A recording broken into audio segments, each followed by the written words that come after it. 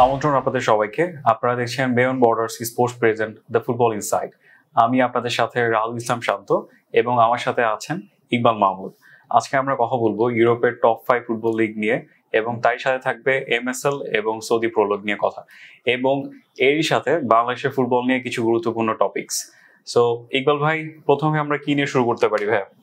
আমরা মনে হয় রাহাত ভাই ইপিএল নিয়ে শুরু করা যাক। আমরা কাল রাতে খুবই জমজমাট কিছু ম্যাচ দেখলাম এবং হচ্ছে গিয়ে আমার মনে হয় আমাদের দর্শকরা লিভারপুল এবং হচ্ছে আর্সেনালের খেলাটা নিয়ে শুরু করলে তারা সব থেকে বেশি খুশি হবে, কারণ হচ্ছে কালকে রাতে একটা হাই ভোল্টেজ, একটা হাই প্রেসিং একটা ম্যাচ দেখলাম। ভাইয়া কি বলবেন এই ম্যাচ নিয়ে? এই সিজনে আসলে আমরা ইপিএল এ সবগুলো টিম আসলে নতুন ভাবে নিজেদের গড়ার চেষ্টা করছে আমরা দেখলাম। তো সেই জায়গা থেকে গতকালের ম্যাচটা অবশ্যই একটা হাই ভোল্টেজ ম্যাচ ছিল, যেখানে আর্সেনাল কিন্তু প্রতি সিজনেই ভালো করছে এবং লিভারপুল দেখা যাচ্ছে লাস্ট চ্যাম্পিয়ন হলো। তো সেই জায়গা থেকে আসলে ম্যাচটা খুবই টাফ একটা ম্যাচ ছিল এবং আমি সবচেয়ে অবাক হয়েছি যে সাবুজলাই, যার কথা আসলে বলতেই হয়, লাস্ট দুইটা ম্যাচে আসলে মাস্টার ক্লাস পারফরমেন্স। আমরা সাবুজলাইকে রাইট ব্যাকে কখনো আসলে দেখে অভ্যস্ত ছিলাম না। রাইট ব্যাক একটা দুর্দান্ত পারফরমেন্স ছিল এবং লাস্ট ম্যাচে যেটা হলো 83 মিনিটসে হচ্ছে একটা ফ্রি কিক থেকে গোলে হচ্ছে পূর্ণ 3 পয়েন্ট হচ্ছে লিভারপুল নেয়, যেখানে হচ্ছে স্ট্যাটিস্টিক্সের মতে হচ্ছে প্রায় 9 বছর পর নাকি লিভারপুল ফ্রি কিকে গোল করেছে, সেটা সাবুজলাইয়ের পায়ের থেকে। এবং লাস্ট টাইম আমি যদিও ভুল না করি, লাস্ট টাইম হচ্ছে যখন আর্সেনাল লিভারপুলকে বিট করে, বর্তমানে তাদের যে কোচ মিকেল আর্তেতা, সে হচ্ছে আর্সেনালের হয়ে খেলতেন। এবং কালকের ম্যাচ নিয়ে আরেকটা গুরুত্বপূর্ণ টপিক, এই ভিডিও যখন আমরা আপনার দর্শকরা দেখবে ততক্ষণে আলেকজান্ডার ইসাক সে কিন্তু হচ্ছে গিয়ে লিভারপুলের অ্যাডিশনাল একটা ম্যান হিসেবে হচ্ছে গিয়ে চলে আসছে। লিভারপুল কিন্তু আরো শক্তিশালী হয়ে যাচ্ছে, সো এটা আসলে অন্যান্য টিমের জন্য কিন্তু আরেকটা থ্রেট বলা যায়। এবং লিভারপুল কিন্তু খুব ভালোভাবেই কিন্তু সিজনটা শুরু করেছে বলা যাচ্ছে, যেখানে হচ্ছে আমরা যদিও ইউকেরেস থেকে খুব একটা ভালো পারফরমেন্স লাস্ট নাইট হচ্ছে দেখিনি। তো আমার মনে হচ্ছে যে আর্সেনালের জন্য একটু টাফ হয়ে যাচ্ছে শুরুটা। তবে যদি অন্য টিমগুলোর কথা বলি ভাই, ম্যানচেস্টার সিটির কি অবস্থা, কি বলবেন? আমরা ম্যান সিটিতে আসতেছি, তার আগে ছোট্ট করে একটা জিনিস বলবেন। রাইট ব্যাকে সাবুজলাই ছিল, সেখান থেকে সে লং রান নিয়ে আমরা হচ্ছে তাকে দেখলাম অ্যাটাকিং মিডফিল্ড পর্যন্ত সে সাপোর্ট দিচ্ছে। এবং তারই সাথে আমরা যে জিনিসটা দেখলাম, দুটো টিমেরই হাই প্রেসিং কালকে একটা খেলা ছিল। আপনি বল পজিশন ফার্স্ট হাফে মোটামুটি দুটো টিমেরই সমান ছিল, সেকেন্ড হাফে গিয়ে একটা সময় গিয়ে লিভারপুল আগানো ছিল। সো আমরা হাই প্রেসে যখন দেখলাম যে বিপরীত টিমের কাছে যখনই বল থাকতেছে 4টা থেকে 5টা প্লেয়ার হাই প্রেস করতেছে, মানে আমাদের বর্তমান ফুটবলটা অনেক বেশি আপনার হচ্ছে গিয়ে হাই প্রেসিং হয়ে যাচ্ছে কিনা ইপিএল এ। আমার মনে হয় বর্তমানে আসলে ফুটবলের ট্যাকটিক্স গুলো, মানে ম্যাক্সিমাম কোচ যদি আপনি দেখেন, সবাই কিন্তু হাই প্রেসিং এর দিকেই হচ্ছে নজর দিচ্ছে এবং কত তাড়াতাড়ি আসলে বল উইনিং করা যায়, এই জিনিসটা হচ্ছে সব কোচের এখন আসলে মেইন। আপনি যদি বার্সেলোনা বা সিটির পেপ গার্দিওলা দেখেন, এরা আগে আসলে অনেক বেশি পাস নির্ভর থাকলেও হাই প্রেসিংটা কিন্তু আস্তে আস্তে এরাও অ্যাডপ্ট করার চেষ্টা করছে। তো সেই জায়গায় আসলে বর্তমান ফুটবলের সাথে আপনার তাল মিলিয়ে চলতে গেলে অবশ্যই হাই প্রেসিং আসতেই হবে আপনাকে, আমার যেটা মনে হচ্ছে। তো লাস্ট নাইট যেটা আমরা দেখলাম, আমি যদি এই ম্যাচটা আসলে ড্র হতো কিংবা আর্সেনাল জিতে যেত, অবাক হওয়ার কিছু ছিল না, কিন্তু সেই জায়গায় লিভারপুল আসলে দুর্দান্ত একটা পারফরমেন্স, আউটস্ট্যান্ডিং ফ্রি কিক থেকে রেজাল্টটা চলে আসছে। আমরা হচ্ছে আমাদের সেকেন্ড একটা ম্যাচ নিয়ে কথা বলি, চেলসি এবং ফুলহ্যামের ম্যাচটা। আমরা দেখলাম ফুলহ্যাম একটা গোল পেলো, ভিআর এর একটা ডিসিশন থেকে হচ্ছে গোলটা বাতিল হয়ে যায় এবং এখানে একটা কন্ট্রোভার্সি ক্রিয়েট হয়, যে আসলে সেটাকে ফাউল ধরা উচিত নাকি উচিত না। দেন দেখলাম হচ্ছে গিয়ে চেলসি এগিয়ে গেল, এনজো ফার্নান্ডেস ম্যানলি থেকে তারা হচ্ছে গিয়ে তাদের গোল স্কোরটা ডাবল করে নিলেন। সো এই ম্যাচটা নিয়ে কি বলবেন ভাইয়া? চেলসি হচ্ছে আমার, যদি আপনি বলেন যে ভাই ইপিএল এ বর্তমানে সবচেয়ে আপনার গোছানো টিম কোনটা, আমি দুইটা টিম বলবো। প্রথম বলবো লিভারপুল আর সেকেন্ড বলবো চেলসি। চেলসি আপনি নতুন সাইনিং গুলো দেখেন এবং যথেষ্ট ব্যালেন্সড একটা টিম, এবং এনজো কিন্তু মিডফিল্ডে দুর্দান্ত পারফর্ম করছে। তো সেই জায়গা থেকে এখন অ্যাটাকিংটাও যথেষ্ট স্ট্রং চেলসির। তো সেই জায়গা থেকে চেলসি গত ম্যাচটা জিতবে এটা মোটামুটি স্বাভাবিকই ছিল। তবে ভারের যে বিষয়টা হচ্ছে ভিএআর আসার পর অনেক ডিসিশনই আসলে আমাদের মনে হয় যে আসলে এটা কি বিপক্ষে গেল, বাট দিন শেষে টেকনোলজি আসলে অ্যাডাপ্টেশনে আমাদের আসতেই হবে। তো টেকনোলজি যে জিনিসটা দিন শেষে আপনার ক্লারিফিকেশন দেখাবে ওইটাই আসলে আমাদেরকে অ্যাডপ্ট করতে হবে, এটাই। তো সেই জায়গা থেকে আমার মনে হয় যে যেটা হয়েছে মানে ঠিক আছে। আপনার কি মনে হচ্ছে? আমার কাছে হচ্ছে, আমি পার্সোনালি যদি বলি গোলটা, আপনি যদি যখন ইনস্ট্যান্ট কমেন্টেটর যারা ছিলেন, যারা কমেন্ট্রি করতেছিলেন, তারা কেউই এই ফাউলটার হচ্ছে পক্ষে ছিলেন না। মানে হচ্ছে বিয়ার যে মধ্যেখানে যে চলে আসলেন এটা খেলার মধ্যে। সো আমার মনে হয় এই গোলটা নিয়ে তর্ক করার এবং এই গোলের রেজাল্টটা ফুলহামের পক্ষে না যাওয়ার, এটা নিয়ে বিতর্কিত হওয়ার অনেক টপিক আছে। সো আমি এটা দর্শকদের হাতে ছেড়ে দিব। তবে আমি এতটুকু বলবো যে ভিআর আমাদেরকে অনেক বেশি সুবিধা দিচ্ছে, আবার এই ধরনের কিছু কিছু ম্যাচে আমার মনে হয় অনেক বেশি প্রবলেম ক্রিয়েট করছে। দুই একটা আসলে আনএক্সপেক্টেড আর প্রতি বছর ইপিএল এ আমরা দেখেছি ভিআর অথবা রেফারিং নিয়ে কোনো না কোনো একটা প্রবলেম মানে থাকবেই। সো আমার মনে হয় সেম জোজোটাও হচ্ছে গিয়ে এবার চলতেছে, এবারে হচ্ছে গিয়ে প্রিমিয়ার লিগে। আমরা পরের ম্যাচে চলে যাই ইকবাল ভাই। হ্যাঁ, পরে হচ্ছে ভাই ম্যানচেস্টার ইউনাইটেড নিয়ে কিছু বলবেন নাকি? ফাইনালি ম্যানচেস্টার ইউনাইটেড তাদের 3 নম্বর ম্যাচ তারা হচ্ছে গিয়ে তাদের পক্ষে রেজাল্টে গেল। অ্যাডিশনাল টাইমে 97 মিনিটে ব্রুনো ফার্নান্দেজের একটা পেনাল্টি থেকে তারা হচ্ছে গিয়ে জয়লাভ করে, এবং তাদের কোচ পেনাল্টি শুট আউটের সময় অন্যদিকে তাকিয়েছিলেন, এতটাই নার্ভাস ছিলেন। এবং তার সাথে আমি আরেকটা জিনিস অ্যাড করতে যাচ্ছি, সেটা হচ্ছে তাদের ইএফএল কাপে লাস্ট যে ম্যাচটা মানে একদম জঘন্য একটা ম্যাচ, ডিভিশনের একটা টিমের এগেইনস্টে তারা হচ্ছে গিয়ে হেরে বাদ পড়ে গেল। এবং পেনাল্টি শুট আউট, একটা টিম 11টা পেনাল্টি শুট আউট নেয়, আরেকটা টিম হচ্ছে 12টা পেনাল্টি হচ্ছে গিয়ে শুট আউটে পার্টিসিপেট, 13টা সরি আমি 12টা। হ্যাঁ, সেখানে এমন হয়েছে যে দুটো টিমের গোলকিপার হচ্ছে পেনাল্টিতে পার্টিসিপেট করা লাগছে, এবং মানে রিপিটিশনে চলে গেছিল, মানে সব 11 জন শেষ করে আবার নতুন করে শুরু করতে। এবং আমরা দেখলাম সেখানেও মানে এটা হচ্ছে ভাষায় অপ্রকাশযোগ্য। মানে হচ্ছে আপনি একটা গোলকিপারে যদি হচ্ছে কি আপনি তার নেগেটিভ একটা ওয়ার্ড ব্যবহার করেন, আমার মনে হয় এই মুহূর্তে তার জন্য নেগেটিভ ওয়ার্ডের যে লিস্টটা সেটা শেষ হয়ে গেছে। আমরা সেই ম্যাচেও দেখলাম। আমি এই জায়গায় একটু অ্যাড করি ভাই, আমরা আসলে আন্দ্রে ওনানাকে অনেকভাবে দোষারোপ করছি এবং তাকে দোষ দেওয়ার যথেষ্ট যুক্তিও আছে, কিন্তু কোচ কিন্তু অলরেডি বলেছে যে একটা মানে এরকম একটা টিমের সাথে যখন আমরা হারি, এটা আসলে শুধু গোলকিপারের দোষ দিয়ে লাভ নেই, এটা আসলে সবারই ভুল। কিন্তু আপনি তো কিন্তু খেলাটা ওই পর্যন্ত টেনে নিয়ে গেছেন আপনার কারণে, আপনি তখন কি বলবেন? মানে আপনি কতভাবে ওনাকে ডিফেন্ড করবেন? মানে আপনি কতগুলো ম্যাচ টাইম দিলে আপনার মনে হবে যে উনি যথেষ্ট টাইম মানে? যাই হোক, এখানে হচ্ছে একটা ভালো খবরও আমরা পাচ্ছি, কিন্তু অলরেডি মার্টিনেজ হয়তো বা এমিলিয়ানো মার্টিনেজকে হচ্ছে অনবোর্ড করতে পারে ম্যানচেস্টার ইউনাইটেড, এরকম একটা রিউমার চলছে। তো দেখা যাক। আমার মনে হয় যে ম্যানচেস্টার ইউনাইটেড এখনো যথেষ্ট সময় আছে, কেবল সিজন শুরু, ভালো কিছু করুক এটাই আশা রাখি আর কি। আমরা বড় টিমের এগেইনস্টে দেখলাম ম্যান ইউনাইটেড একটা ভালো টাফ ফাইটিং দিল, যদিও তারা শেষ পর্যন্ত হেরে যায়। বাট এই ধরনের ম্যাচে তারা যখন কন্টিনিউয়াস এই ধরনের রেজাল্ট গুলো করবে, আমার মনে হয় এইবারের লিগ টাইটেল রেস এমনিতেই খুবই টাফ। লিগ টাইটেল রেস অবশ্যই এই জায়গায় আসলে ম্যানচেস্টার ইউনাইটেডকে কনসিডার করার মতো মানে আসলে ওর সেরকম কোনো পারফরম্যান্স দেখছি। আমাকে এক কথা বলবেন, বাট টপ 5 এ আমাকে এক কথা বলবেন যে ইউরোপা লিগে কি আমরা দেখতেছি? টাফ। ওকে ভাই, আমার মনে হয় আমরা নেক্সট ম্যাচ নিয়ে কথা বলি। ম্যান সিটি আবার হেরে গেল। ম্যান সিটি প্রথম ম্যাচে তারা দুর্দান্ত একটা শুরু করলো, এর পরপর দুটো ম্যাচে তাদের হার, এটা নিয়ে কি বলবেন? ম্যান সিটি আসলে মানে আপনি পেপ গার্দিওলা থেকে আসলে কি আশা করেন আমি জানি না। পেপ গার্দিওলা কয়টা হচ্ছে মানে ট্রফি হচ্ছে ইপিএল এ, মানে লাস্ট কয় সিজনে কয়টা ট্রফি আনছে আপনি দেখেন।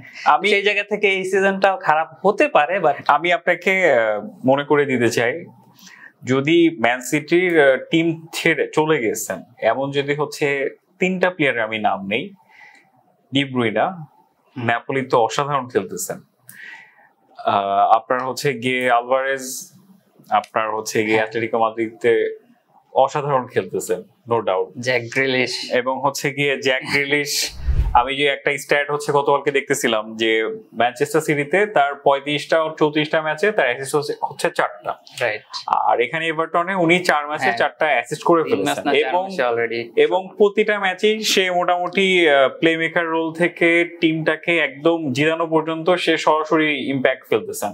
তো এই ধরনের প্লেয়ার যখন হচ্ছে আপনার টিম থেকে ছেড়ে দিবেন, আর আপনি হচ্ছে রেইন্ডার্স, আপনি হচ্ছে গিয়ে চেরকি টিমে নিয়ে আসার পরে আপনি কতটুকু ডিরেক্টলি হচ্ছে গিয়ে আপনি পারফরমেন্স তাদের থেকে পাবেন না, আমার মনে হয় এটা বর্তমান এখানে ভাই আমার কাছে যেটা মনে হয় যে দেখেন জ্যাক গ্রিলিশের মানে উপরে আসলে ভালো একটা ইনভেস্টমেন্ট ছিল ম্যানচেস্টার সিটি, কিন্তু সেই জায়গায় কিন্তু জ্যাক গ্রিলিশ আসলে পারফর্ম করতে পারেনি। এখানে হয়তোবা পেপ গার্দিওলার কোচ হিসাবে কিছু ভুল ছিল, কারণ সে হয়তোবা জ্যাক গ্রিলিশকে, আপনি একটা জিনিস দেখবেন, জ্যাক গ্রিলিশ যখন ওপেন হয়ে খেলে, মানে একদম ফ্রি রোলে খেলতে পারে, তখন দুর্দান্ত খেলে। কিন্তু অবশ্যই পেপের সিস্টেমে হয়তোবা ওই জায়গাটা ফিট করা টাফ হয়েছিল, তো সেই জায়গায় সে বেটার পারফর্ম করতে পারেনি।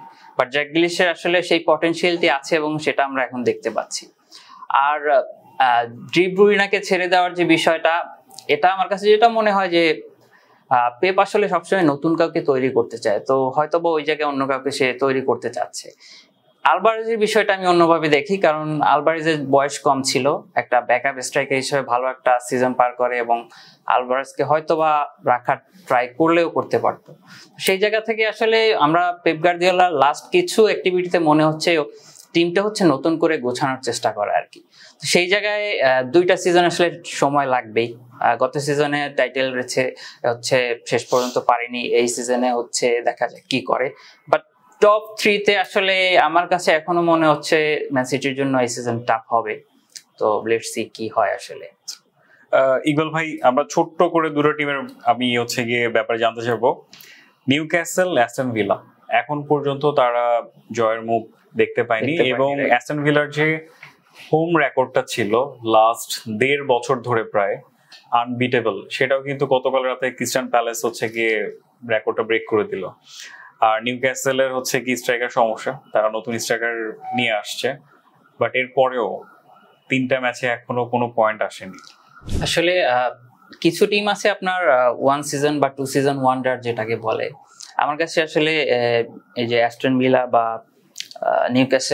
নিউক্যাসল যদিও যথেষ্ট মানে ডেভেলপ করেছে বেস্ট কয়েক সিজন ধরে, কিন্তু সেই জায়গায় মালিকানা পরিবর্তনের পর থেকে, তো সেই জায়গায় আসলে টপ 5-এ এই টিমগুলোর আসলে থাকা অনেক টাফ।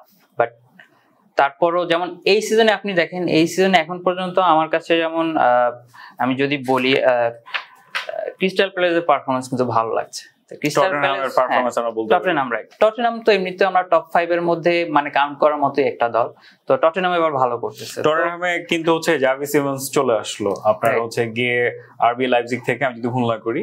সো টটেনহাম টিম হচ্ছে গিয়ে আরো বেশি স্ট্রং হবে, মানে আগের থেকে আরো বেশি স্ট্রং। টটেনহাম হচ্ছে আপনার লাস্ট যখন ওরা ট্রফিটা জিতলো, আপনার একটা টিম মানে ট্রফি জিতলে আসলে টিম স্পিডটাই চেঞ্জ হয়ে যায়। সেই জায়গা থেকে এই সিজনে টটেনহামের ভালো করার একটা সুযোগ আছে, কারণ টিমের সবার মধ্যে আসলে অনেক বেশি স্পিড আসলে দেখা যাচ্ছে। তো আমার মনে হয় টটেনহাম এই সিজনে ভালো করবে। বাট অ্যাস্টন ভিলা, নিউক্যাসল এগুলোর জন্য আসলে টাফ। নিউক্যাসল হয়তো বা ঘুরে দাঁড়াতে পারে, বাট অ্যাস্টন ভিলার জন্য এই সিজনটা আমার কাছে খুবই টাফ মনে হচ্ছে। ছোট্ট করে আমি কিছু জিনিস আপনাকে মনে করে দিব এবং হচ্ছে জানতে চাইবো আপনার থেকে একই সাথে। আলেহান্দ্রো গার্নাচো চেলসিতে চলে গেলেন, ম্যান ইউ এর ফিউচার যাকে ধরা হচ্ছিল, রোনালদোর সেম সেলিব্রেশন, অনেকের থেকে একটা এক্সপেকটেশন ছিলেন যে কাইন্ড অফ রোনালদোর মতো সাপোর্ট দিতে পারবেন কিনা, সো সেটা আসেনি, এবং হচ্ছে এখন টিম থেকেই উনি হচ্ছে গিয়ে চেলসিতে চলে গেছেন। এটা কিভাবে দেখবেন? গার্নাচোর আসলে ইউনাইটেডের মানে আমরা শুরুটা আসলে ভালোই মনে হচ্ছিল, বাট দিন শেষে যখন আমরা দেখলাম যে প্রপার প্লেইং টাইম পাচ্ছে না বা পেলেও হয়তো বা খুব বেশি কিছু করতে পারছে না, ওই জায়গা থেকে আসলে আমরা ধরে নিয়েছিলাম যে গার্নাচো হয়তো বা ইউনাইটেড থেকে লিভ নিবে। তো সেই জায়গায় চেলসি খুব ভালো একটা মানে জায়গা হবে গার্নাচোর জন্য আমার যেটা মনে হচ্ছে, কারণ চেলসি হচ্ছে নতুন করে টিম আপনি কি সাজিয়েছে। গার্নাচোকে রেগুলার প্লেয়ার হিসেবে দেখতেছেন চেলসিতে? হ্যাঁ, চেলসি আপনি গার্নাচো মেইনলি লেফট উইং এ, রাইট উইং লেফট উইং দুইটাতেই খেলতে পারে, বাট মেইনলি লেফট উইং এ আপনি দেখেন চেলসির কিন্তু অলরেডি যদি দেখেন পালমার, জো পেড্রো বা এস্তাবেও সবাই আসলে রাইট সাইডেই মানে খেলতে বেশি অভ্যস্ত। তো লেফট সাইডে আসলে ওরকম কম্পিটিটিভ কেউ নাই। তো আমার মনে হয় গার্নাচো পর্যাপ্ত সময় আসলে পাবে এবং ডিজার্ভ, এবং যেহেতু সে ইয়াং, আমার মনে হয় যথেষ্ট সময় আছে তাকে নিজেকে তুলে ধরার জন্য, প্রমাণ করার জন্য, এবং দর্শকরা মুখে থাকবে তার পারফরম্যান্স দেখার জন্য। সেটাই আমার মনে হয় যে একটা ভালো আসলে যাত্রা দেখতে পাবো আমরা গার্নাচোর। আমরা কিছুক্ষণ আগে নিউজ পেলাম যে ডোনারুমা হচ্ছে ম্যান সিটিতে জয়েন করেছেন। তার ব্যাপারে আমাকে বলবেন খুবই সংক্ষেপে। এবং তার সাথে ফ্লোরিয়ান ভার্টস, সে হচ্ছে আমরা এখন পর্যন্ত তার থেকে কোনো অ্যাসিস্ট এবং কোনো গোল পাইনি, 3টা ম্যাচ চলে গেল লিগের। সো সে কি একটা বড় ফ্লপ হতে যাচ্ছে? যদি আমি আপনাকে মনে করে দিই, জ্যাক গ্রিলিশ ম্যান সিটিতে যেরকমের হয়েছেন, বা আপনার ইডেন হ্যাজার্ড যখন রিয়াল মাদ্রিদে গিয়ে হয়েছেন, এরকম কিছু কি হবে কিনা? আচ্ছা, এখানে হচ্ছে ভার্টস আসলে যথেষ্ট পটেনশিয়াল একটা প্লেয়ার, এবং তার আসলে আমরা লাস্ট সিজন গুলো দেখেছি। তো সেই জায়গা থেকে আমার মনে হয় একটা টিমের সাথে স্যুট করার জন্য আসলে আরেকটু সময় দরকার। তো এখন আসলে ভার্টসকে নিয়ে খুব বেশি প্রেডিকশন করার মতো আসলে নেই। 21-22 বছরের একটা প্লেয়ার, আমার মনে হয় যথেষ্ট সময় আছে। একটা সিজন যদি খারাপ হয়ে যায়, আমার মনে হয় না খুব বেশি হতাশ হওয়ার মতো কিছু আছে। সেটাই। আর সবচেয়ে বড় কথা, লিভারপুলের মিডফিল্ডে যথেষ্ট মানে রিপ্লেসমেন্ট আছে, তো লিভারপুলের জন্য এটা কোনো প্রবলেম না। বাট ভার্টস কত তাড়াতাড়ি নিজেকে মেলে ধরতে পারে সেটাই ফ্যাক্ট। আর ডনারুমার জন্য আসলে খুব ভালো একটা, আমার কাছে মনে হচ্ছে Manchester city champions league last সিজনে সে জিতলেন, এবং জিতে সরাসরি হচ্ছে গিয়ে সে পিএসজি থেকে এখন শিফটেড হয়ে হচ্ছে গিয়ে ম্যান সিটিতে চলে আসছে। রাইট। তবে এটা হয়তো বা লং টার্ম কোনো প্ল্যান হবে না, কারণ ডনারুমার অলরেডি এজ কত 30+ নিশ্চয়ই। 30 হয়নি এখনো, নিয়ার 30। ও দেখলে একটু ওনাকে ওল্ড মনে হয়, বাট এত বয়স হয় না। তো যেখানে আসলে এডারসন এতদিন পর আসলে এডারসনের জায়গায় ডনারুমা আমার কাছে মনে হচ্ছে যে না, ভালো করবে। এবং ডনারুমার কিছু প্রবলেম আসলে পিএসজিতে ছিল, তো ডনারুমা কিন্তু এই সিজন আসলে লিড করতে মোটামুটি কনফার্ম। তো সেই জায়গা থেকে সিটি আসলে খুব ভালো একটা ম্যাচ আমার কাছে মনে হচ্ছে ডনারুমার জন্য। ইকবাল ভাই, আমরা লা লিগার কিছু অসাধারণ ম্যাচ দেখলাম গতকালকে। মাদ্রিদের টানা 3টি জয়, অবশেষে বার্সেলোনার 2টো পয়েন্ট হারাতে হলো, এবং অ্যাটলেটিকো মাদ্রিদ এখন পর্যন্ত জয়ের মুখ দেখলো না লিগের। আপনি অ্যাটলেটিকো মাদ্রিদকে কি টপ 3-তে রাখবেন? এটা আমি আসলে লাস্ট এপিসোডেও বলেছি যে এই সিজনে অ্যাটলেটিকো মাদ্রিদের জন্য টপ 3 কনফার্ম করা একটু টাফ হবে। তবে আমি সবচেয়ে বেশি অবাক হচ্ছি জাবির উপরে। জাবি আসলে ইয়াং একটা টিম, এত সো মেনি এক্সপেরিমেন্টস, তারপরও আসলে দেখেন 3 ম্যাচে কিন্তু 9 পয়েন্ট অলরেডি রিয়াল মাদ্রিদ পেয়েছে, যেখানে বার্সা অলরেডি 2 পয়েন্ট লুজ করছে।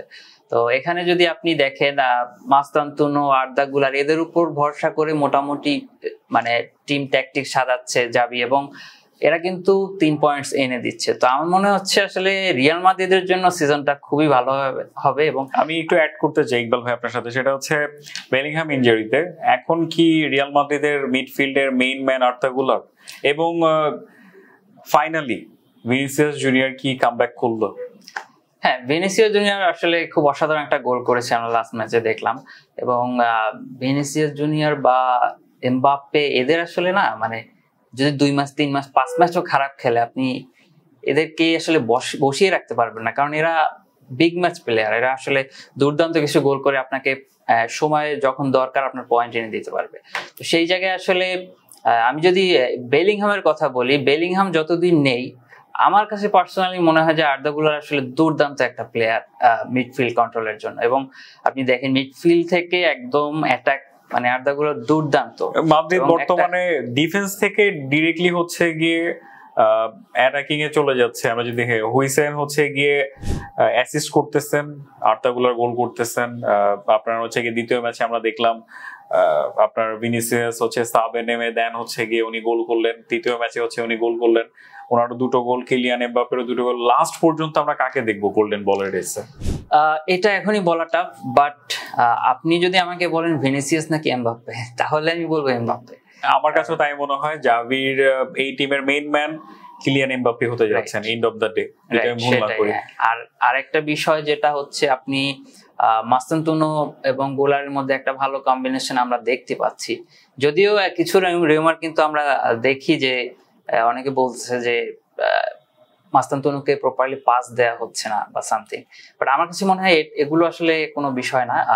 আরেকটু প্লেইং টাইম বা আরেকটু অ্যাডজাস্টমেন্ট থাকলে টিমে আসলে জিনিসগুলো সলভ হয়ে যাবে। তবে এই ইয়াং নির্ভর টিমটা আমার কাছে দুর্দান্ত লাগে মানে পার্সোনালি, এবং সাথে যখন আপনি চিন্তা করেন বেলিংহাম অ্যাড হবে তখন আসলে মিডফিল্ডটা কি রকম হবে একবার চিন্তা করেন। রাইট, আমরা যদি একটু তাদের প্রতিবেশীর দিকে তাকাই, বার্সেলোনার দিকে, যারা ড্র করলেন আপনার হচ্ছে রায়ো ভালকানোর বিপক্ষে, এই টিমটা কি শুধুমাত্র লামিন ইয়ামাল নির্ভর আর অন্যরা সবাই কি শুধুমাত্র তাকে অ্যাসিস্ট করার জন্য আছেন, নাকি আমরা ওনার উপরে বেশি প্রেসার দিয়ে দিচ্ছি, অথবা হচ্ছে টিমের ডেপথ কম? ভাই আপনি আমার মনে আছে লাস্ট এপিসোডে একটা কথা বলেছিলেন যে পরপর 2 সিজনে আসলে ট্রফিটা রিটেন করা খুব টাফ লা লিগায়। তো আমারও মনে আছে বার্সার জন্য এটা আসলে এখন টাফই হবে, কারণ একে তো রিয়াল মাদ্রিদ ভালো খেলছে এবং বার্সার আপনি সবচেয়ে যে জিনিসটা দেখবেন যে বার্সাও কিন্তু অনেকগুলো এক্সপেরিমেন্টের মধ্যে দিয়ে এখন যাচ্ছে, তার মধ্যে কিছু ইনজুরি প্রবলেম এন্ড ডিফেন্সে কিছু প্রবলেম আছে। তো সেই জায়গা থেকে এই ম্যাচটা অ্যাটলিস্ট হচ্ছে পয়েন্ট হারানো উচিত হয়নি, কিন্তু যথেষ্ট ভালো হচ্ছে পারফরমেন্স হলো গার্সিয়ার, যার কারণে হয়তো বা 1 পয়েন্ট পেয়েছে। আদারওয়াইজ কিন্তু 3 পয়েন্টসই হচ্ছে এখান থেকে হচ্ছে লুজ করার একটা চান্স ছিল। তো সেই জায়গায় আসলে বার্সাকে অনেক কাজ করতে হবে আমার যেটা মনে হচ্ছে, এবং আসলেই আমরা একটু জামালের উপর মানে বেশি হয়তোবা ডিপেন্ডেন্সি বেড়ে যাচ্ছে বার্সার অন্যান্য প্লেয়ারদের, এটা আমরা লক্ষ্য করছি। ইকবাল ভাই, মানে খুব আর্লি কি বার্সা ট্রফির জন্য যে লং রান, এই রেস থেকে কি ছিটকে পড়ে গেল? আর না, এটা আসলে এখনই বলা যায় না। আপনার যদি ট্রফি রেস বলেন, অবশ্যই রিয়াল মাদ্রিদ বার্সা, অন্য কোনো টিমকে হচ্ছে আপনি লা লিগায় এখন কাউন্ট করার মতো নাই। আরো অনেকগুলো কিন্তু টিম আছে, মানে রাইট আছে অবশ্যই, বাট আমার কাছে সেটা অবশ্যই ওয়ান সিজন ওয়ান্ডার হবে। বাট মেইন হচ্ছে বার্সা এন্ড রিয়াল মাদ্রিদ। তো সেই জায়গায় হচ্ছে মেইন কম্পিটিশন কিন্তু রিয়াল মাদ্রিদের সাথেই হবে বার্সা। তো এখানে আসলে মাত্র সিজন শুরু, 3 ম্যাচ হলো, তো আমার মনে হয় যথেষ্ট সময় আছে বার্সার। এবং লাস্ট সিজনে কিন্তু আমরা এরকম একটা ফেজ হচ্ছে বার্সার ছিল যেখানে আমরা মনে করছি বার্সা মনে হয় শেষ, বাট কামব্যাক করে কিন্তু টানা অনেকগুলো ম্যাচে হচ্ছে জিতে কামব্যাক করে দিন শেষে হচ্ছে চ্যাম্পিয়ন কিন্তু বার্সা হয়। তো এখনো সুযোগ আছে, বাট অবশ্যই টাফ হবে। লেটস সি কি হয়। আসলে সামনে একটা ইন্টারন্যাশনাল উইন্ডো ব্রেক আছে, সো আশা করব বার্সা কামব্যাক করবে এবং হচ্ছে রিয়াল মাদ্রিদ এবং বার্সার মধ্যে আমরা অসাধারণ কিছু ফাইট দেখতে পারবো। অ্যাটলেটিকো মাদ্রিদ নিয়ে সংক্ষেপে যদি কিছু বলেন। অ্যাটলেটিকো নিয়ে আসলে মানে খুবই হতাশ আমি, কারণ কিন্তু ভালো কিছু আসলে সাইনিং আমরা দেখলাম, বাট এরপরও আসলে অ্যাটলেটিকো এখন পর্যন্ত একটা ম্যাচে হচ্ছে পূর্ণ 3 পয়েন্ট মনে হয় পায় না, রাইট? তো সেই জায়গা থেকে মানে খুব বাজে একটা শুরু, কিন্তু যেহেতু সময় আছে আমার মনে হয় সিমনের হাতে এখনো টিমকে ঘুরে দাঁড়ানোর জন্য যথেষ্ট সময় আছে, দেখা যাক কি করে। তবে অ্যাটলেটিকো টপ 3 তে থাকা এবার টাফ হবে, এটা আমি আবার বলছি। তো আমার কাছে পার্সোনালি মনে হয় রিয়াল বেটিস আছে, অ্যাটলেটিকো বিলবাও আছে। হ্যাঁ, অ্যাটলেটিকো বিলবাও কিন্তু দুর্দান্ত খেলছে, অলরেডি 9 পয়েন্টস। রাইট, তারা আমার কাছে মনে হয় মানে লিগের উপরের দিকে চলে আসবে, অ্যাটলেটিকোর উপরে অ্যাট লিস্ট, সেটাই ধারণা করা যাচ্ছে। ইকবাল ভাই, আমরা অসাধারণ কিছু ম্যাচ দেখলাম সিরিয়া এতে, এবং এর মধ্যে এসি মিলান জয়ের ধারায় ব্যাক করেছেন সেকেন্ড ম্যাচেই, ইন্টার হেরে গেছেন, এবং নাপোলি 95 মিনিটের গোলে তার ফাইনালি হচ্ছে গিয়ে জয়টা পায়। সো আমি যদি একটা করে শুরু করি, ইন্টারের এই হারটা আপনি কিভাবে দেখবেন? ইন্টারের আসলে ভাই মানে লাস্ট সিজনটা আপনি দেখছেন, মানে একটা সময় মনে হয়েছে যে ইন্টার মনে হয় এই সিজনে সব জিতবে, বাট দিন শেষে দেখা গেল ইন্টার কিছুই পেল না। একদম লাস্ট সিজনটা মানে খুব বাজেভাবে হচ্ছে ইন্টারের শেষ হয়। তো সেই জায়গা থেকে সিমোন ইনজাগি চলে যাওয়া এবং নতুন কোচ, নতুন টিম, তো আমার মনে হয় এই সিজনে আসলে ইন্টারের টাইটেল রেসটা একটু টাফ। তো সেই জায়গা থেকে একটা ম্যাচ হচ্ছে হার শুরুর দিকে স্বাভাবিক, তবে যথেষ্ট সময় আছে। আর নাপোলির কথা বললে নাপোলি দুর্দান্ত, এবং নাপোলি আমার কাছে পার্সোনালি মনে হয় নাপোলি আরো বেশি গোল পেতে পারতো। ম্যাকটামিনি, ডি ব্রুইনা কিছু অসাধারণ শটে ট্রাই করে, আমার কাছে মনে হয় নেপোলির যাদের বিপক্ষে খেলেছেন তাদের যে গোলকিপার অসাধারণ কিছু সেভের কারণে তারা হচ্ছে গিয়ে গোল ওভাবে কনভার্ট করতে পারেনি। শেষের দিকে এসে 95 মিনিটে যে গোলটা হলো সেই গোলটা অসাধারণ একটা গোল ছিল, অসাধারণ ছিল। তবে আপনি দেখছেন যে জুভেন্টাসকে কিন্তু আমরা লাস্ট কয়েক সিজন ধরে আসলে মানে টাইটেল রেসে খুব একটা দেখছি না। জুভেন্টাসের ভ্লাহোভিচ অসাধারণ খেলছেন, উনি হচ্ছে দুটো ম্যাচেই গোল করেছেন এবং আমার মনে হয় এবার টাইটেল রেসের অন্যতম দাবিদার হতে যাচ্ছেন। হ্যাঁ, আমারও মনে হচ্ছে জুভেন্টাস এই টাইটেল রেসে হচ্ছে নাপোলির সাথে একটা ভালো ফাইট দিবে এবং পাশাপাশি হচ্ছে রোমা এখনো কোনো ম্যাচ হচ্ছে হারেনি। এসি মিলান, ইন্টার মিলান দেখা যাক কিভাবে কামব্যাক করে। আমার মনে হয় যে সিরিয়ায় আমরা একটা ভালো টাইটেল রেস হচ্ছে এবার দেখতে পাবো। নো ডাউট আমাদের এখানে মনে হয় সিরিয়াটা নিয়ে কম কথা হয়, বাট সিরিয়া ওয়ার্ল্ডের অন্যতম কম্পিটিটিভ একটা লিগ এবং সিরিয়া এমন একটা লিগ আসলে সবসময় কিন্তু বলা হয় যে যেই লিগ আসলে ডিফেন্ডারদের রাজত্ব। নো ডাউট সিরিয়া আসলে আপনি দেখেন, আপনি যখন ন্যাশনাল টিমে দেখবেন প্রতিটা প্লেয়ারের আসলে দুর্দান্ত কিছু ডিফেন্ডার সিরিয়া থেকে উঠে আসছে। এই যে টটেনহামের আজকে আর্জেন্টাইন যে defender Cristiano Romero, right, Romero কিন্তু ছিল হচ্ছে সিরিয়ায়, রাইট, রোমাতে ছিলেন আমি যদি ভুল না করি। সিরিয়া হচ্ছে ওই সিজনে টপ করেছিল খুব সম্ভবত, এরপর হচ্ছে টটেনহামে আসে। তো আর ইটালিয়ান ডিফেন্স নিয়ে তো কিছু বলার নেই। আপনার এসি মিলান বা ইন্টার মিলান এক সময় যে মানে ডিফেন্ডাররা এরা মানে এখনো বর্তমানের যে সেরা ডিফেন্ডার তাদের সাথে কম্পেয়ার করলে এখনো সেই মালদিনি বা বারেসি, কস্তা কোর্তা এদের আসলে আপনি আগে নো ডাউট আনডিফিটেবল এদের সামনে। আমরা আমার মনে হয় একটু বুন্দেসলিগা নিয়ে কথা বলতে পারি। হ্যাঁ, অবশ্যই। বুন্দেসলিগা হচ্ছে অলরেডি আমরা দেখলাম বায়ার্ন মিউনিখ হচ্ছে দুর্দান্ত শুরু। বায়ার্ন মিউনিখ অসবার্গের বিপক্ষে 3-2 গোলে জয়লাভ করে। প্রথম ম্যাচে 6-0, এর পরের ম্যাচে 3-2। এই দুটো যদি আমি একসাথে মিলাই কিভাবে দেখবেন? আসলে জার্মান টিমগুলো না এরকমই, মানে আপনি দেখেন আপনি যে কোনো টিম দেখবেন বায়ার্ন কিন্তু যথেষ্ট মানে আগানো অন্যান্য টিমের তুলনায় যদি স্কোয়াড হিসেবে দেখেন। বাট লুইস ডিয়াজ কিন্তু হচ্ছে গিয়ে ধারাবাহিক সেই ম্যাচে স্কোর করলো, রাইট। লুইস ডিয়াজের কথা আগেও বলেছি যে লুইস ডিয়াজ আসলে বায়ার্নের জন্য খুব ভালো একটা ফিট এবং সেই প্রমাণ কিন্তু সে প্রতি ম্যাচে দিয়ে যাচ্ছে। তো সেই জায়গায় আসলে বায়ার্নের 3-2 হোক 4-3 হোক এরকম অনেক ম্যাচ আমরা দেখবো, বাট হয়তোবা এখানে বায়ার্নের একটু ডিফেন্সটা কি শেকি মনে হচ্ছে চ্যাম্পিয়ন্স লিগে গিয়ে, এটাই আমি বলতে যাচ্ছিলাম যে ডিফেন্সটা একটু শেকি মনে হচ্ছে। তো সেই জায়গায় আসলে ডেভেলপমেন্টের অবশ্যই সুযোগ আছে, আদারওয়াইজ কিন্তু বায়ার্নের যে ইউসিএল এ ফাইট দেওয়াটা একটু টাফ হবে। তো সেই জায়গা থেকে বায়ার্নের শুরুটা ভালো। আর আমার মনে হয় যে টাইটেল রেসে এবার কে থাকতে পারে, আপনার কি মনে হচ্ছে? আমি চ্যাম্পিয়ন্স লিগের আর বুন্দেসলিগায় বায়ার্ন মিউনিখ আনবিটেবল এখন পর্যন্ত আমার কাছে মনে হচ্ছে। আর কারণ হচ্ছে এটার পিছনে বলার পিছনে রিজন হচ্ছে এই সিজনে লাস্ট সিজন যদি আমরা ফলো করি রেজাল্টটা, বায়ার লেভারকুসেন একটা ভালো কম্পিটিশনে ছিল। এবার বায়ার লেভারকুসেন তারা হচ্ছে ইতিহাসের অন্যতম বাজে হচ্ছে কি স্টার্টআপ করছে। এবং আমি কিছুদিন আগে একটা নিউজ দেখতেছিলাম, সেটা হচ্ছে এরিক টেন হ্যাগকে সম্ভবত, আই এম নট শিওর, সম্ভবত হচ্ছে ওনাকে বায়ার লেভারকুসেন থেকে স্যাক করা হবে। সো যদিও হচ্ছে এটা অনেক আর্লি, কারণ হচ্ছে ভদ্রলোক 3-4টা ম্যাচ পেয়েছেন এবং হচ্ছে গিয়ে বায়ার লেভারকুসেনের ম্যাক্সিমাম প্লেয়ার বিভিন্ন ক্লাবে শিফট হয়ে গেছে। সো এই টিমটা নিয়ে খুব আর্লি আমার মনে হয় ভালো কোনো রেজাল্ট আশা করলে মনে হয় আমাদের কাছেও পার্সোনালি মনে হয় কোচকে একটু সময় দেওয়া উচিত। রাইট, আমি ওই জায়গায় আপনার সাথে একমত।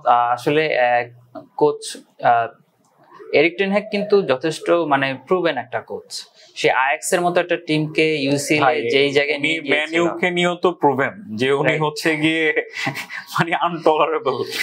সেটাই আসলে ম্যান ইউনাইটেডের বিষয়টা আলাদা। আপনি দেখেন লাস্ট কোচ যারা ছিল সবাইকেই মনে হয়েছে। আপনার কাছে কি মনে হয় ম্যান ইউনাইটেড আপনার হচ্ছে গিয়ে একটা কার্ডসের মধ্যে দিয়ে যাচ্ছে, নাকি কোচ যিনি আসতেছেন উনি কার্ডস নিয়ে আসতেছেন? আমার কাছে মনে হচ্ছে যে ম্যান ইউনাইটেড একটা কার্ডসের মধ্যে দিয়ে যাচ্ছে এবং যে এটার সাথে ইনভলভ হচ্ছে সেও আসলে ওই কার্ডসের মধ্যে হচ্ছে ইনক্লুড হচ্ছে, এরকম কিছু। তবে আমরা আশা করব লিভারপুল যেভাবে করে হচ্ছে একটা ব্যাড প্যাচের মধ্যে দিয়ে গিয়ে তারা এখন ধারাবাহিকভাবে ভালো খেলতেছে। ম্যান ইউনাইটেডও হচ্ছে তাদের যে হাইটেজ, তাদের যে ট্রফির সংখ্যা এবং তাদের যে পরিমাণ তারা প্রিমিয়ার লিগের ট্রফি অর্জন করেছেন, লিভারপুল ছাড়া অন্য কোনো টিম নেই, সো আমার মনে হয় তারা আবারও কামব্যাক করবে। অবশ্যই কামব্যাক অবশ্যই করবে ম্যানচেস্টার ইউনাইটেড, তবে এই সিজনে একটু টাফ আর কি, দেখা যাক কি হয়। আমার মনে হয় বুন্দেসলিগায় এবার বায়ার্নের সবথেকে বেশি যদি কাছের যদি থাকে কেউ, তাকে মোটামুটি চ্যালেঞ্জ চালানোর জন্য আমার কাছে মনে হয় পার্সোনালি বরিশিয়া ডর্টমুন্ড। আপনি কি বলবেন ভাই? এটা হ্যাঁ, ডর্টমুন্ড আসলে বলা যায় ডর্টমুন্ডই আমার মনে হয় শেষ পর্যন্ত হয়তোবা 2-এ সিজনটা শেষ করার চান্স আছে। বুন্দেসলিগা নিয়ে আসলে খুব বেশি কম্পিটিটিভ আমরা দেখি না কখনোই। হ্যাঁ, হয়তোবা 2-একটা সময় দেখা যায় যে একটা বড় হার, বায়ার্ন মিউনিখ 4-0 গোলে হেরে গেছে একটা টিমের সাথে, বাট দিন শেষে কিন্তু ওই চ্যাম্পিয়ন আসলে ম্যাক্সিমাম টাইম বায়ার্ন মিউনিখ। আমরা বুন্দেসলিগার যদি হচ্ছে লাস্ট 10 বা 15 ইয়ার্স এর যদি হচ্ছে হিস্ট্রি যদি চেক করি বা ডেটা যদি নেই, তাহলে আমার মনে হয় দেখবো বরুসিয়া ডর্টমুন্ড যদি আমি ভুল না করি একবার, আর হচ্ছে গিয়ে বায়ার্ন লেভারকুসেন। এর মধ্যে আপনি হচ্ছে গিয়ে যে বায়ার্ন মিউনিখের যে স্ট্রিকটা, এটা হচ্ছে গিয়ে ব্রেক করা খুবই টাফ এবং অনেক ক্ষেত্রে আনবিটেবল একটা পর্যায়ে। যেটা হচ্ছে মাঝে জুভেন্টাস ছিল সিরিয়ায়, বাট একটা টাইম পর কিন্তু ইন্টার, এসি মিলান, নাপোলি সবাই ব্যাক করছে। তো দেখা যাক, হয়তো বুন্দেসলিগাও আস্তে আস্তে ওই জায়গাটায় ব্যাক করবে। রাইট।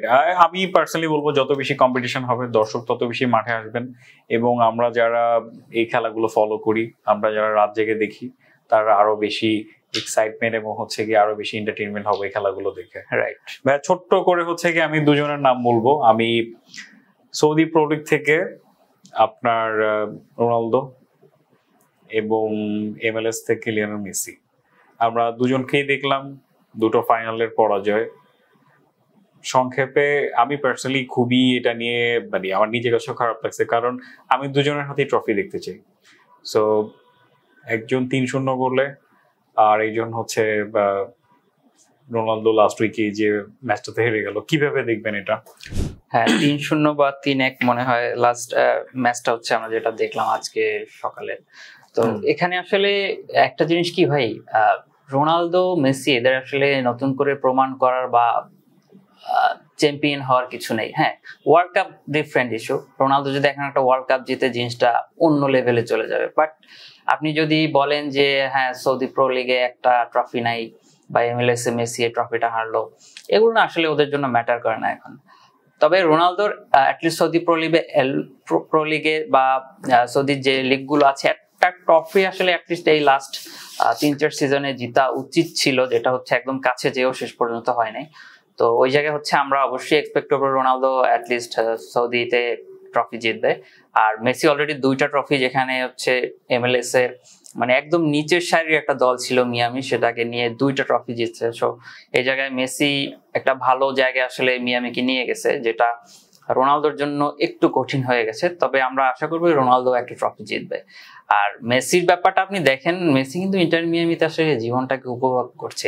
আসলে খেলাটা আসলে আমরা ফাইনালের থেকে উনি যে খেলতেছেন এটাই আমাদের সবথেকে বেশি বড়। সেটাই, রাইট। এরকম একটা জায়গায় সে ফাইনাল নিয়ে যাচ্ছে, স্টিল একটা টিমকে ক্যারি করছে, এই জায়গাগুলোই না আসলে আমার মনে হয় কথা বলার মেইন বিষয় হতে পারে, কারণ এরা দুজনই আসলে যথেষ্ট এজ হয়েছে। এবং আপনাকে আজকে আমি একটা পয়েন্ট অ্যাড করি, সেটা হচ্ছে যে মানুষ বলে না যে complete player, most complete player কে? সেখানে হচ্ছে মেসি ফ্যানরা বলে মেসি, রোনালদো ফ্যানরা বলে রোনালদো। বাট আপনি আসলে কিসের বেসিসে একটা প্লেয়ারকে কমপ্লিট প্লেয়ার বলবেন? আপনি যখন ট্রফি দেখবেন তখন হয়তো বা রোনালদোর ওয়ার্ল্ড কাপ নাই, আপনি মেসিকে বলতেছেন মেসি কমপ্লিট। আবার আপনি যদি প্লেইং স্টাইল দেখেন, গোলের সংখ্যা যদি আমি দেখি, হ্যাঁ গোল না, জাস্ট আপনি দেখেন playing style, right foot, left foot, head সব কম্বাইন করলে রোনালদোর ফিজিক্যালিটি বা প্লেইং স্টাইল কমপ্লিট ফুটবলার মতো। সেই জায়গায় আবার রোনালদো কমপ্লিট। তো এই দুইটা আসলে বেসিস আলাদা। তো এই জায়গায় আসলে আমরা সবাই আসলে লাকি যে এদের মতো আসলে দুইটা লিজেন্ডের এরাতে হচ্ছে আমরা জন্মেছি এবং তাদের খেলা দেখেছি। তো এদেরকে আসলে এখন ওইভাবে বিচার করার কিছু নাই। এরা সিজনের লাস্ট যে কয়দিন এখন খেলবে, এদের যতদিন এজ আছে, আর আমার মনে হয় খেলাটাকে আমাদের জাস্ট উপভোগ করা উচিত, এটাই। ইকবাল ভাই, আমরা এতক্ষণ বিশ্বের টপ 5 লিগ নিয়ে কথা বললাম, আমরা MLS এবং হচ্ছে সৌদি প্রো লিগ নিয়ে কথা বললাম। এখন সময় হয়ে গেছে বাংলাদেশের ফুটবলের দিকে তাকানোর, কারণ সেপ্টেম্বরের 6 তারিখে বাংলাদেশ ভার্সেস নেপালের দুটো জাতীয় দলের, এবং আমরা যদি তাদের প্রিভিয়াস 5টা ম্যাচে যদি ডেটার দিকে দেখি, তারা 5টি ম্যাচের মধ্যে দুটো দলই দুটো করে জয়, দুটো করে হার এবং একটি করে ড্র আছে তাদের মধ্যে। সো এই 6 তারিখের খেলা নিয়ে কি মনে হয় আপনার? এখানে হচ্ছে আমার মনে হয় এই ম্যাচটা বাংলাদেশের জন্য খুবই গুরুত্বপূর্ণ এই কারণে যে এটা কিন্তু আপনার ওয়ার্ল্ড কাপ এশিয়ান কোয়ালিফায়ার্স এর আগের একটা ফ্রেন্ডলি ম্যাচ। তো এখানে হচ্ছে আপনার মেইন খেলার আগে এটা একটা ভালো সুযোগ সবাইকে ঝালিয়ে নেওয়ার জন্য এবং টিমটাকে আরেকটু গুছিয়ে নেওয়ার জন্য। আমরা লাস্ট হচ্ছে কয়েক মাসে বাংলাদেশের টিমের যে চেঞ্জেস গুলা দেখলাম, নতুন কিছু মুখ, তো সেই জায়গায় রাইট কিউবা মিচেলের হচ্ছে অ্যাড হওয়া আর হামজা আসার পর কিন্তু দলের আসলে ভাইবটাই একদম চেঞ্জ হয়ে গেছে। তো সেই জায়গা থেকে এই ম্যাচটা খুবই গুরুত্বপূর্ণ আমার মনে হয়। হ্যাঁ, নেপালের মাটিতে যেহেতু ম্যাচটা টাফ হবে, বাট এখানে লাস্ট ম্যাচে কিন্তু হচ্ছে বাংলাদেশ 3-1 গোলে পরাজিত হয় নেপালের বিপক্ষে, কিন্তু সেটা ছিল 2022 বা 23 খুব সম্ভবত। তো এখন 2025, মানে আমাদের হচ্ছে খেলার মান আগে থেকে অবশ্যই উন্নত হয়েছে এবং আমি ভুল না করি হামজা ইফেক্ট। রাইট, এটাই বলতে যাচ্ছি আমি যে 22-23 আর এই 24-এর পরের যে বাংলাদেশ সেটা কিন্তু একদম ভিন্ন। কারণ এখানে হচ্ছে আমরা নতুন অনেকগুলো আসলে এডিশন দেখতে পাচ্ছি বা বাংলাদেশ টিমের ফুটবল নিয়ে আসলে নতুন করে কিছু প্রসপেক্ট হচ্ছে দেখা যাচ্ছে। তো সেই জায়গায় আমি যদি ভুল না করি আমাদের বাফুফের সভাপতি উনি শ্রদ্ধেয় তাবিদ আউয়াল সাহেব, উনি হচ্ছেন লোকালি ফুটবল নিয়ে বেশ কিছু কাজ করতেছে। আমি যদি ভুল না করি জেলা ভিত্তিক কিছু খেলার আয়োজন করার চেষ্টা করতেছে। এই জিনিসগুলো কি মানে আমরা কন্টিনিউ দেখতে পারবো? কারণ আমরা বিগত দিনে যে জিনিসগুলো দেখেছি, হয়তো কোনো বছর খেলা আয়োজন হচ্ছে স্কুল পর্যায়ে, বাট এর পরের বছর কিন্তু হচ্ছে আমরা সেই কন্টিনিউটা দেখতে পাইনি। কারণ হচ্ছে আপনি যখন আন্ডার-10, আন্ডার-9, আন্ডার-11, আন্ডার-12 থেকে যদি আপনি প্লেয়ার সাপ্লাই না পান, আপনি কিন্তু হচ্ছে ন্যাশনাল টিমে আন্ডার-20-তে, আন্ডার-18-এ কিন্তু ভালো প্লেয়ার পাবেন না। তখন কিন্তু হচ্ছে কি আপনি যতই বলবেন না কেন যে আমার ফুটবল কেন চেঞ্জ হচ্ছে না, এটা কিন্তু এক রাতের বা এক বছরের কোনো হচ্ছে গিয়ে প্রজেক্ট না, এটার জন্য আপনার লং টার্ম চিন্তা করতে হবে। আপনার কাছে কি মনে হয় যে এগুলোর ফিউচার কি হবে? লাস্ট হচ্ছে যখন আমরা যে কিউবা মিচেল, হামজা বা নতুন যারা হচ্ছে আমরা বাইরে থেকে নিয়ে আসছি, তো এই জায়গায় অনেকগুলো কথা উঠেছিল যে আমরা কেন আসলে তাদের উপর ডিপেন্ডেন্ট, যে আরেকজন অন্য দেশে ডেভেলপ করছে আমি তাকে কেন আনতে হবে, আমি নিজে কেন প্লেয়ার তৈরি করছি না। তো সেই জায়গা থেকে আমার কাছে মনে হচ্ছে এটা বাফুফের খুব ভালো একটা সিদ্ধান্ত এবং এটা আপনি যেটা বললেন যে জিনিসটা আসলে লং টার্ম। আমি শুরু করলাম হয়তো 1 বছর 2 বছর বন্ধ হয়ে গেল, তাহলে আসলে হবে না। তো একটা প্লেয়ারকে আপনার একদম ছোট থেকে নার্চার করতে করতে কিন্তু আপনার আন্ডার-19 বলেন বা ফাইনালি জাতীয় দলে আসতে হবে। তো সেই জায়গায় একদম স্কুল পর্যায়ের যে শুরুটা, এটা আমরাও বিলিভ করি যে এটা হয়তোবা এবার অ্যাটলিস্ট কন্টিনিউশন হচ্ছে প্রপারলি থাকবে এবং একটা আমরা ভালো পাইপলাইন তৈরি করতে পারবো ফিউচার বাংলাদেশের ফুটবলের জন্য, যারা আসলে জাতীয় দলে একটা ভালো অবদান রাখতে পারবে। তো আমার মনে হয় এটা খুবই পজিটিভ একটা উদ্যোগ এবং বাংলাদেশে হচ্ছে সামনে হচ্ছে আমরা ফুটবলের চেঞ্জেসটা আসলে দেখতে পাবো, আমার যেটা বিশ্বাস। ইকবাল ভাই, আমি ছোট্ট করে আপনাকে একটা কোশ্চেন করতে চাই। এটা আমরা সবাই চাই যদিও বাংলাদেশ জিতুক, আমি নিজেও পার্সোনালি চাই বাংলাদেশ জিতুক, নো ডাউট। বাংলাদেশ নেপাল ম্যাচের একটা প্রেডিকশন দেন। প্রেডিকশনটা খুব টাফ যেহেতু নেপালের মাটিতে, এবং আমি যদি ট্রুলি বলি আমার কাছে মনে হচ্ছে এটা 1-1, মানে একটা ড্র হয়তো বা দেখতে পাবো আমরা। তবে আমিও চাই বাংলাদেশ জিতুক ম্যাচটা এবং বাংলাদেশের যে বদলে যাওয়া টিম, এই টিমের আসলে সামনে কোয়ালিফায়ার সামনে রেখে আসলে ভালো একটা মানে টিম স্পিড বাড়ানোর জন্য একটা জয় খুব দরকার। তো সেই জায়গায় আমি অবশ্য চাই ম্যাচটা বাংলাদেশ জিতুক। বাংলাদেশের ক্লাব পর্যায়ে আমি আরেকটা জিনিস আপনাকে অ্যাড করতে চাই। বসুন্ধরা কিংস নতুন একজন কোচ নিয়ে আসলেন এবং সেটা নিয়ে বেশ আমরা যারা ফুটবল প্রেমী রয়েছি, আমরা যারা ফুটবল নিয়ে কাজ করে থাকি, আমরা যারা ফুটবল নিয়ে কথা বলে থাকি, মারিও গোমেজ কোচ হিসেবে বসুন্ধরা কিংস উনি জয়েন করেছেন। উনি ইতালিয়ান লিগে প্রুভেন ছিলেন, ওনার বয়স প্রায় 69 বছর, একটু বয়স্ক কোচ। ইয়াং প্লেয়ারদের সাথে, বসুন্ধরা কিংস এর ইয়াং প্লেয়ারদের সাথে কতটুকু উনি নিজেকে মানিয়ে নিতে পারবেন বা বসুন্ধরা কিংস এর জন্য এই নতুন কোচ কতটুকু সাপোর্টিভ হতে পারে? আচ্ছা, এখানে আসলে আমার কাছে যেটা মনে হয় যে একটা কোচ আসলে মানে একদম নিজের মতো করে সবকিছু যখন গোছানোর বা ফ্রিডম পায়, আসলে বয়সের এই গ্যাপটা না খুব বেশি প্রবলেম হয় না। যেমন আপনি দেখেন সাবেলার মতো কোচ যখন আর্জেন্টিনাকে দেখলো, তারপর হচ্ছে উরুগুয়ের যে লাস্ট কোচ ছিল, তো সেই জায়গায় কিন্তু আসলে বয়স ফ্যাক্ট না, আপনার যদি আপনি নিজের মতো করে প্লেয়ারদেরকে আপনি বোঝেন, প্লেয়ারদের সাথে ইন্টারাকশন করেন, বয়সের এই ডিফারেন্সটা খুব বেশি ম্যাটার করে না। মেইনলি যেটা ম্যাটার করে হচ্ছে আমার কাছে মনে হয় যে টিমের সবার বন্ডিংটা, আপনি কিভাবে প্লেয়ারদের রিড করতে পারছেন, ইউজ করতে পারছেন, এই জায়গাগুলো আসলে। আমার মনে হয় বসুন্ধরা এবার যে টার্গেটটা করেছেন তারা অলরেডি খুব অনেক বেশি স্ট্রং একটা টিম। বাংলাদেশ প্রিমিয়ার লিগে আমার মনে হয় ওনারা এবার চ্যাম্পিয়ন হওয়ার মতো একটা টিম। এএফসি চ্যাম্পিয়ন্স কাপ তাদের হচ্ছে গিয়ে মূল টার্গেট, এবং এই কোচ এএফসি চ্যাম্পিয়ন্স লিগে অলরেডি প্রুভেন।